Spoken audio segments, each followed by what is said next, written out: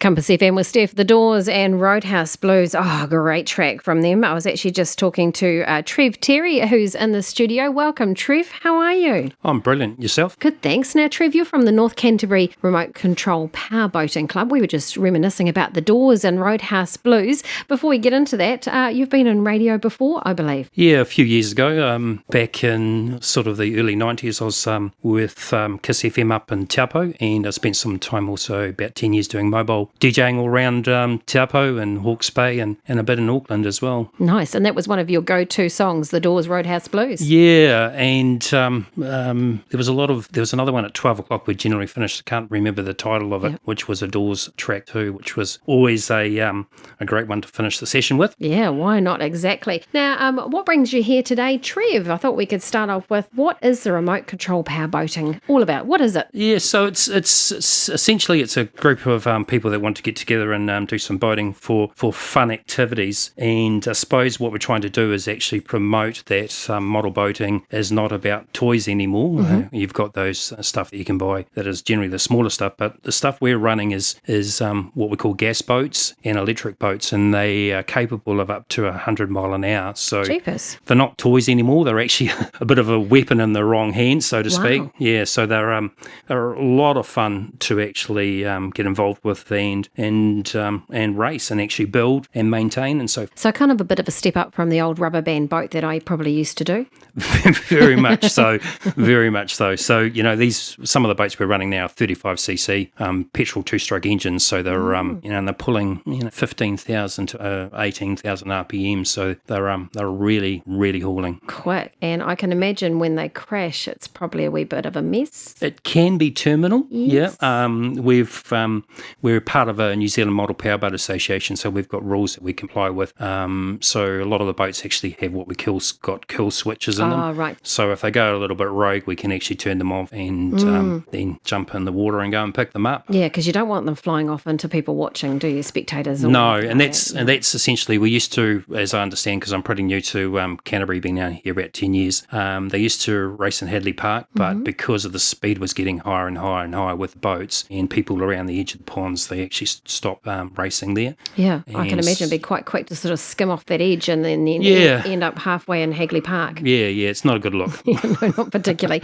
Now, Trev, what does the future look like for the remote control powerboat? So back in the 70s and the 80s, model powerboating was quite big, and you could quite easily get sort of 30 to 40 to 50 people turning up for a regatta. And because the difficulty around gaining access to water has been very problematic for model boating, so we've been really lucky with Christchurch Ready Mix Concrete offering us up a lake in Amberley. So we use that there, and we've set it up as a permanent venue for us, and it enables people to actually boat on a regular basis. And they've been really supportive of the club, and it's bringing people back actually into the model powerboating. Yeah, or why not? A new generation. Yeah, hopefully, and we've actually got quite a few ladies actually driving now too. Awesome. Husband and wife teams. Oh, I bet that gets competitive. Yeah, and I'd hate to be in the car on the way back from a regatta if something's gone pear-shaped between the two of them. I guess it's a wee bit like any sport when you're playing maybe with your partner. You kind of leave that on the court or leave that at the particular lake on that day. Yeah, we'd hope that, but I think it may actually come up at some time during a conversation on a later date. Could be good though. Yeah. I would say, keep that competitive spirit up and keep on top of those boats to try and get that little bit of edge of the speed out of them as well too, I'd imagine. Yeah, and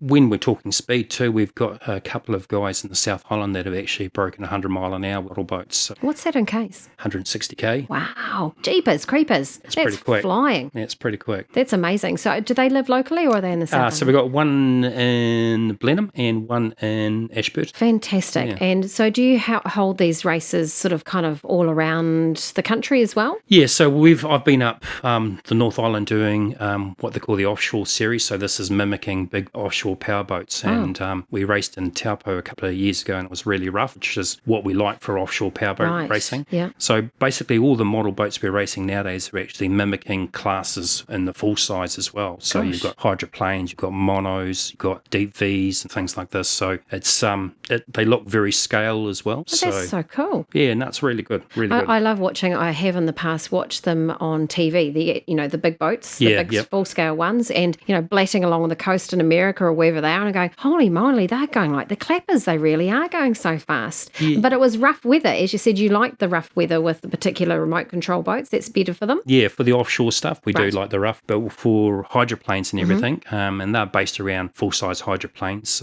we would prefer it smooth because they run on a cushion of air, so prefer the water. Exactly. I'm talking to Trev Terry from the North Canterbury Remote Control Powerboating Club. Hey, Trev, where can I get help if you were interested? And then if we can talk about briefly, what is the Canterbury Cup Challenge all about? Yeah, so you can get help. We've got quite a few helpful members within the North Canterbury area, and we've also got a club up in Blenheim. We've got, again, some helpful members. We've got a Facebook page that people can jump onto and then join the group, and then we can start helping them out. Every third Sunday of the month, we run Tune and Hoon Day, so we've got a club boat that people can actually have a run with and a try. And the Canterbury Cup series is something that we've tried to put together to reinvigorate model boating in Canterbury. It's been dying off, and now that we've got this access, or full-time access to the slate, we've put together a 5-race series with the final one at Christmas time, and that's when our prize giving will be. Which is fantastic. So the first round of the Canterbury Cup Series is at the Christchurch Ready Mix Yard. It's 373 Amberley Beach Road, and it's on what day, Trev? 18th. Oh, nice. This weekend. Yeah, what time does it start? What time should we rock on up? So gates will be open for the public around about 10 o'clock. It's free to get in.